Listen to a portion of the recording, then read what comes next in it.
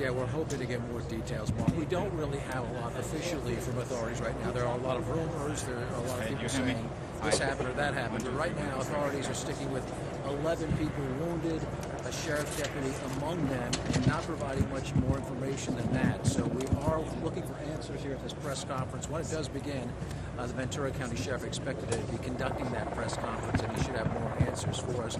We've been talking to a lot of people, providing information about the suspect. We're getting a better picture. A man described as wearing all black, possibly a hood, armed with a semi-automatic pistol, reloading multiple times, walking into the Borderline Bar and Grill and just shooting, firing away at people. We were told that were smoke bombs used as well, and that added to the confusion. The bar was very crowded. It was a college night, a lot of kids, young people inside the bar at the time. And of course, once the shots started going off, people panicked, started moving, and it was an incredibly chaotic situation. I believe the sheriff is going to be approaching here just in a few minutes. I'll get out of the way as soon as he reaches the podium. But yeah, their authorities still piecing this together as well, and it's part of the reason why this press conference is delayed. Sure. Let's listen into the sheriff. On that side of this. Oh, you right there. Thank you so much.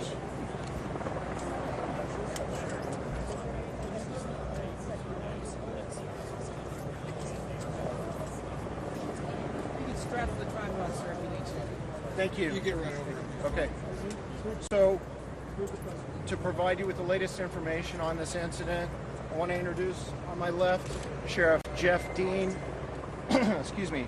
He's the Sheriff of Ventura County. Name is spelled Geoff. Last name is spelled Dean. On my right is Ryan Young. He's a special agent in charge of the Los Angeles Field Office of the Federal Bureau of Investigation.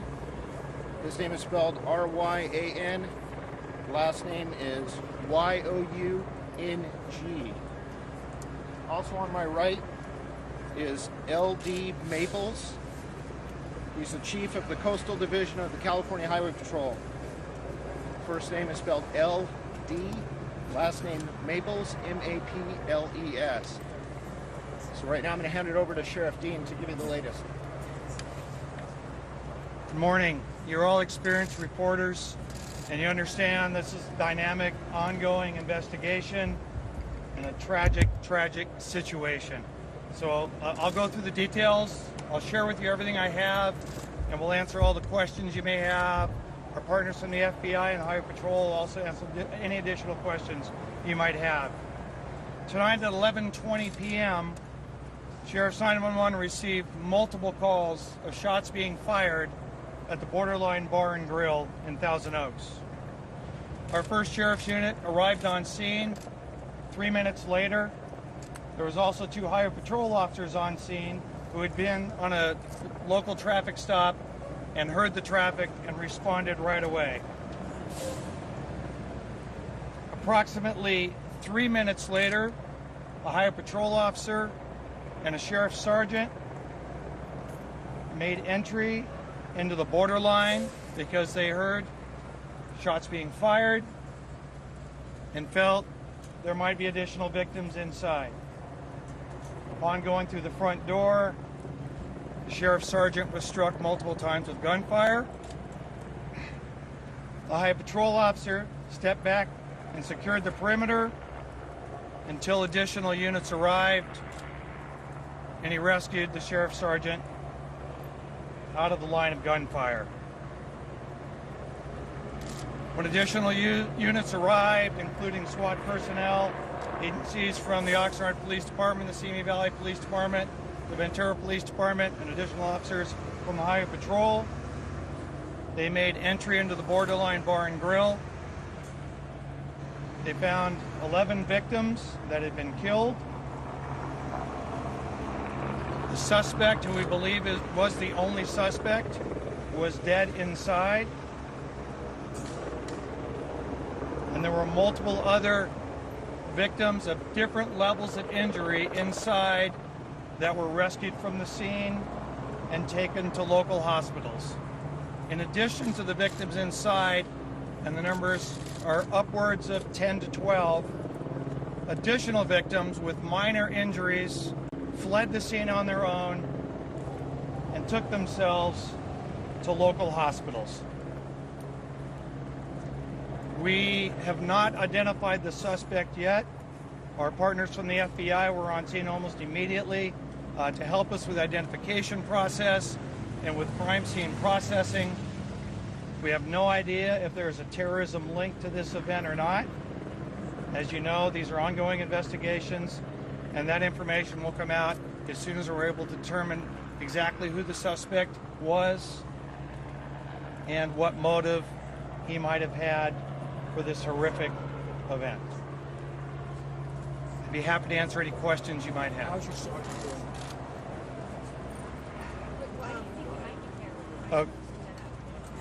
How's the sergeant? Well, the Sergeant Hillis died at the. The sergeant passed away at the hospital about an hour. I only mentioned it might be terrorists because that's where we all go these days when we have multiple shootings like this. There's no reason for it, and we have this horrific death. I have nothing to lead me to believe, or the FBI, that there is any terrorism link here, but we certainly will look at that option. I'm sorry? What do you mean by We've heard devices? reports that there were people thought there were smoke bombs that were going off. There's some initial reports that a smoke bomb might have been used. We have not done anything yet. We actually have called in our.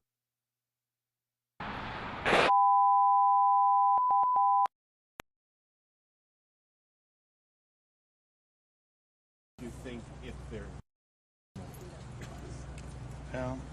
Hindsight and speculation is pretty easy. You would think if someone throws a smoke device, that it was certainly more of a planned attack and not something spontaneous.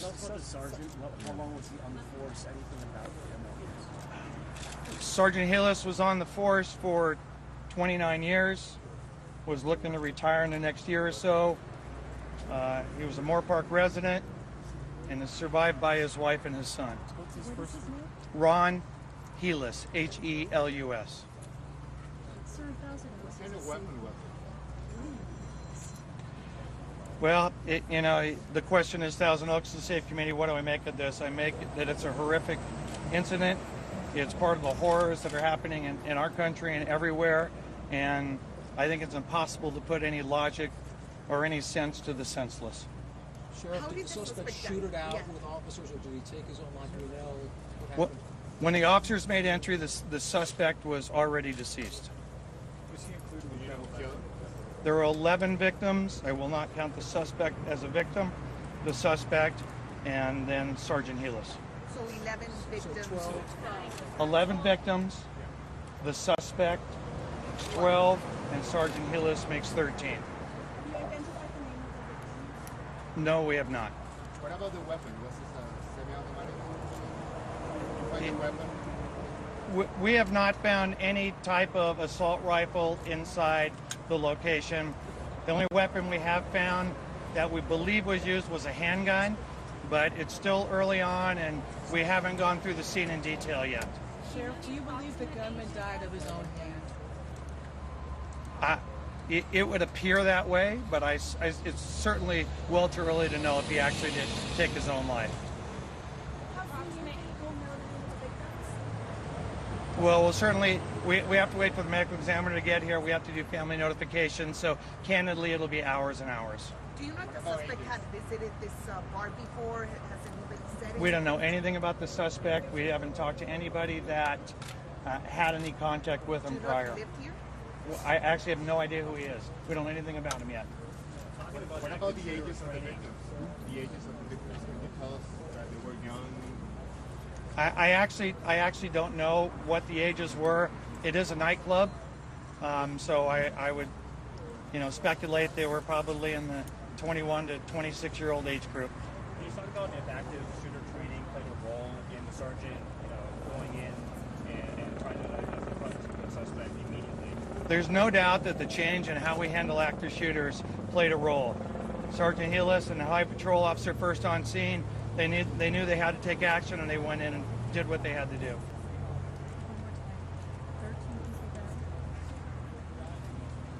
Yes, 13. We don't know how many are injured because they went to separate hospitals. I'm going to speculate, given what I've heard, somewhere between 10 and 15 additional injuries. And we don't know, we don't believe there might be one additional gunshot victim, but we think there are other injuries, people trying to escape, breaking out windows and doing different things. When you see these shootings happen in house of injury, did you ever think that it would happen right here in this community? And I've been a cop for 41 years, and I never thought I would see the things around the country that would happen, but I've learned it doesn't matter what community you're in, it doesn't matter how safe your community is, it can happen anywhere. Because obviously for someone to do this, they have to have some sort of mental illness, and sadly we have people with mental illness all over the country. Sheriff, were there any threats to anybody in the bar, any kind of indication something like this could happen? We have actually no information about that at all. But again, we're very early on in the investigation. Do you know what happened when you heard that family inside shot the security guard and then kind of went in and started shooting? Is that what happened? Could you walk us through? We actually don't know. I mean, we're interviewing multiple witnesses, but I can say no, but we haven't got everybody together yet to really put that timeline together, and we'll certainly provide that as soon as we can get something. Sheriff, do you have any thoughts at this time, any words you can share about the fallen You know, it's so tragic, and losing Ron, you know, we go to the gym together, work out together, is horrific and terrible, and it saddens our heart. But there's also parents of those 11 other victims in there whose hearts are ripped out tonight. And I know there's parents wondering, oh my gosh, you know, what was one of my children in there, or was it my sister or my brother? So there's just no way to describe this. It saddens us all, and it tears at our hearts and emotions, as it should. And if we ever get to the point where it doesn't, then there's something wrong with us. Sheriff, can you talk about after Parkland, there was a lot of questions about police not being active enough, and it does sound like your sergeant really was proactive. What was the thought process in the department after Parkland? How have things changed? Actually, it changed for us after Columbine, years and years ago, and we trained with our fire department for active shooting, and our officers know when you get to a scene and there's two of you, or even just one of you, and there's shooting going on, you go in. And that's a change of philosophy of what it used to be. And we worked so well in our county. The Ohio Patrol was here. When they made entry the second time tonight, there were Simi Valley officers, there were Oxnard officers, there were Ventura officers, there were sheriff's deputies, and there were Ohio Patrol officers. Everyone comes together to solve the problem. And just a clarification of the timeline, from the moment that the first contact was made by police to the moment that the second contact was made by police, what was the time frame? So the time frame, so the first deputies arrived on scene at 11:22. They made entry approximately 4 minutes later. That's when Sergeant Hillis was shot. And it was, and I don't have the exact timeline, it was probably close to 15 minutes. They didn't hear any shots fired before they regrouped, got additional officers, and went back in. And there were people hiding in restrooms, there were people hiding in attics. Do you have an idea of how many people were at the ball? I have no idea. Sheriff, what other scenes are you and your law enforcement partners investigating in relation to what happened here? What other, I'm sorry? What other locations? None that I know of, but certainly when we find out who the suspect is, we'll go to his location and we'll work with our bureau partners to see if there's a connection there. But at this time, there's none other that I know of. Was the suspect armed with extra weapons, or was it just Right now, as far as we know, there was only one handgun, but that could certainly change as we do a more thorough search of the building. Can you clarify? You said the suspect was down when police entered the building. The suspect was down with a gunshot wound when the officers went into the building. Yes. The deputy was shot by the suspect after the We don't know who shot the deputy. We don't know who shot anybody at this point. Sheriff, can you describe the suspect, age, Caucasian? I probably shouldn't comment on that at this time. Even just an age? It would be a total guess. It's a horrific scene in there.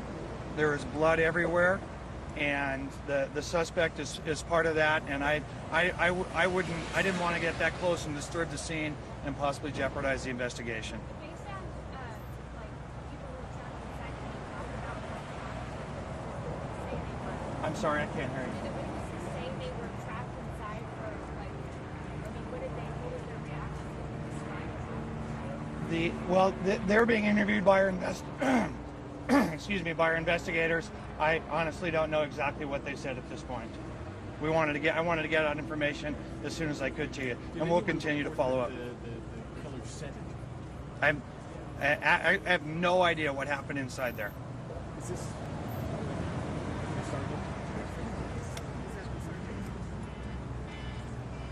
Yes. Thank you. Can you Anything else? Is there a message you want to send to his family? I've met with them and talked to them.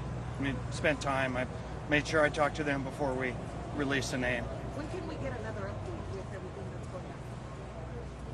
Well, by the time, I would say, an hour and a half maybe. I don't want to waste your time and have you come up and I don't have anything. You know, if we can get information about what the witnesses said inside or any additional on the suspect, we'll have our PIOs let you know. But I don't want to waste your time by bringing you if we don't have anything new. How many mass shootings have you had in the county? The first one. Mass shoot. I don't remember in my 41 years having a mass shooting. Sheriff, what would you like us to know about the sergeant? What should everyone know about him? Ron was a hard-working, dedicated sheriff sergeant. He was totally committed. He gave his all, and tonight, as I told his wife, he died a hero because he went in to save lives, to save other people. Sheriff, one question here, and for those parents who are waking up to this and who are maybe frantically looking for their children, relatives, friends, what should they do right now? Where should they go? What number should they call? Can you talk us through I that? believe we have a victims hotline, and the PIOs will give you the victims hotline number where they can call to check and just make sure. And were they transported? Were they all transported to one site? Injured? They went to multiple hospitals. Thank you, Sheriff, very much. Okay, thank you. So real quick, that hotline number for people to call is area code 805-465-6650.